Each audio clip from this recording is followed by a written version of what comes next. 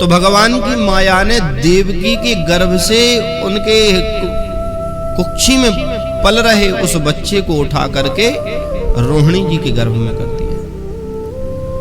अब रातों रात जब ये हुआ तो रोहिणी जी के गर्भ में आए तो रोहिणी जी हो गई गर्भवती। तो यहां पर गर्ग संहिता में आता है कि जब भगवान बलराम जी गर्भ में आए तो रोहिणी, चूंकि रोहिणी पतिदेव तो यहाँ कई सालों से बंदी हैं कंस के कारागृह में, तो रोहिणी जी गर्भवती भई। तो वहां उस समय उनकी स्तुति करने के लिए वेद व्यास जी आदि बड़े बड़े महात्मा गए थे। तो रोहिणी जी ने कहा, एक कैसी अद्भुत माया है, मैं गर्भवती, मेरे पेट में बच्चा है और न जाने अपने आप कैसे मेरा गर्भ बड़ा हो गया है और बच्चा आ गया है।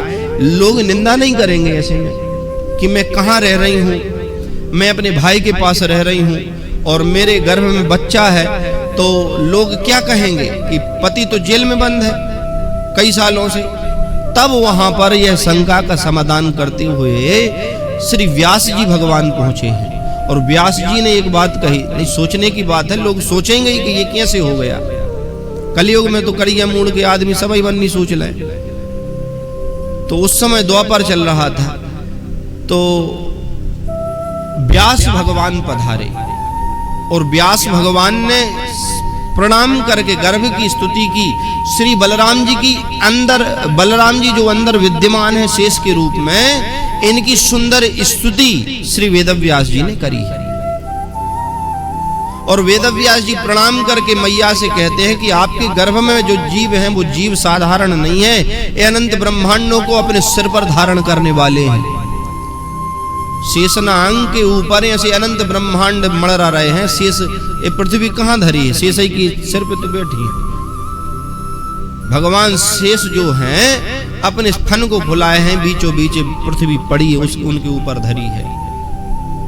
और थोड़ी सी श्वास जब लेते हैं राम नाम लेकर के तो कहते हैं सुनामी आ जाती है हमारे यहाँ, समुद्र में हाहाकार मच जाता है, सब सांस लेते हैं। तो ये समुद्र उतरते चढ़ते हैं, ये क्यों? क्योंकि शेष भगवान जब सांस छोड़ते हैं तो समुद्र उतर जाता है और सांस लेते हैं तो समुद्र बढ़ जाता है। तो शेष भगवान पृथ्वी को सिर पर धारण किए हैं। बोले, हे मां, आपके गर्भ में कोई ऐसा जीव नहीं है, साक्षात परमेश्वर हैं, लीला करने के लिए आए हैं। आप बिल्कुल संकोच ना करें, आप पर भगवान की अथाह कृपा है, अनंत कृपा है। यह जीव संकर्षण हुआ है, खींचा गया है। भगवान की माया ने एक गर्भ से स्थानांतरण करके दूसरे गर्भ में इसको प्रस्थापित किया है, इसलिए बिल्कुल संकोच ना करें। ये भगवान की माया है, क्योंकि कंस मार देगा हर जीव को। कंस को पता चला कि सब नष्ट हुए, तो पता चला कि देवकी का 7वां पुत्र नष्ट हो गया। कंस ने कहा अच्छी बात है, हमें मानना पड़ता, पर ये तो यहाँ बलराम जी के रूप में प्रकट हो गए। देवताओं ने स्तुति करी है बलराम जी की, और व्यास नारायण भगवान ने स्वयं जो भगवान के अवतार हैं उनने प्रणाम करके उनकी स्तुति की है।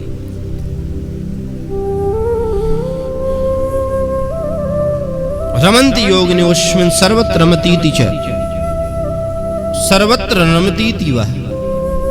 भगवान सर्वत्र रमण करते हैं, इसलिए इनका नाम बलराम है। श्री गर्गाचार्य जी कहते हैं इनका नाम हम बलराम रखते हैं। जो योगिनोऽस्मिन्, योगियों के गुरु हैं। सर्वावशेषादिया शेषम बलाधिक्याद बलम विदुहु, बलाधिक्याद बलम विदुहु। संसार में इनसे बलशाली कोई होएगा ही नहीं। बलराम जी से बड़ा और बलराम जी से बलशाली कोई नहीं है। एक बार बलराम जी कहाँ गए?